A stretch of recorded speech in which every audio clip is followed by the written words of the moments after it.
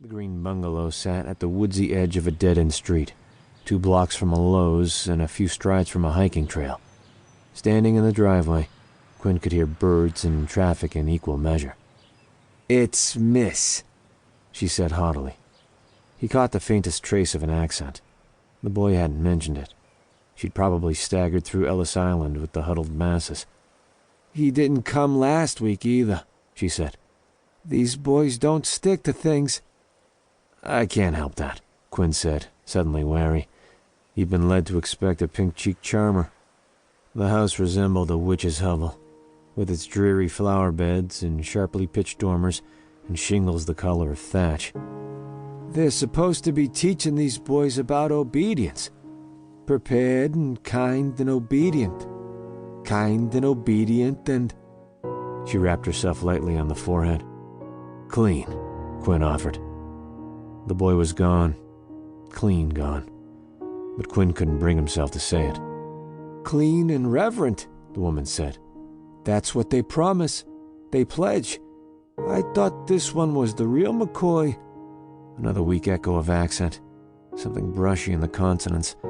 Nothing an ordinary ear would pick up. "I'm his father," Quinn said. "I figured." She shifted inside her quilted parka. She also wore a hat with pom-poms, though it was 55 degrees, late May, the sun beating down. "Is he sick?" "No," Quinn said. "Where's the birdseed?" The old woman shivered. Her stockinged legs looked like rake handles jammed into small black shoes.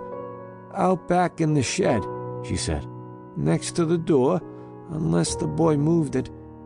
He gets his little notions. There's a ladder there, too. You're tall. You might not need it." She sized Quinn up as if considering a run at his clothes. "If I lowered the feeders," he suggested, "you could fill them yourself." She dug her fists into her hips. "I'm quite put out about this," she said. All at once she sounded near tears, an unexpected key change that sped things up on Quinn's end.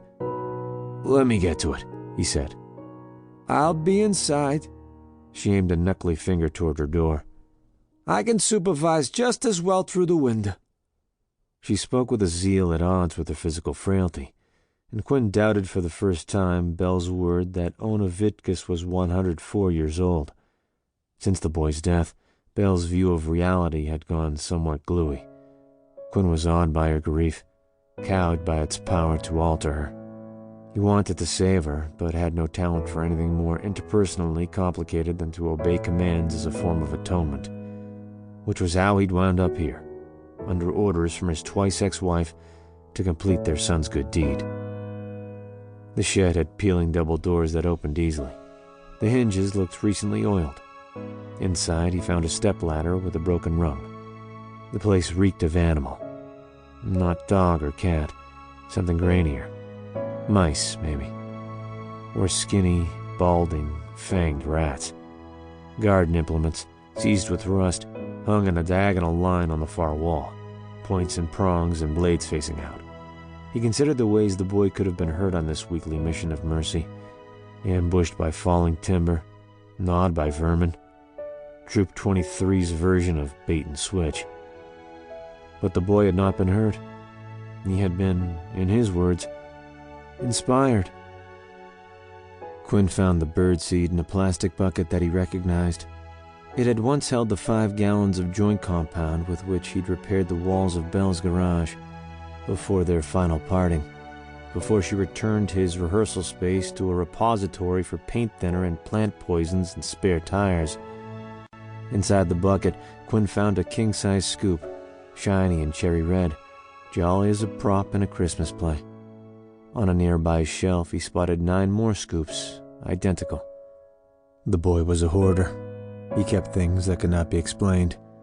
On the day before the funeral, Belle had opened the door to the boy's room, instructing Quinn to look around if he wanted, but to remove nothing, touch nothing. So he counted. Bird nests, 10. Copies of Old Yeller, 10. Flashlights, 10. Piggy banks, 10. Boy Scout manuals, 10.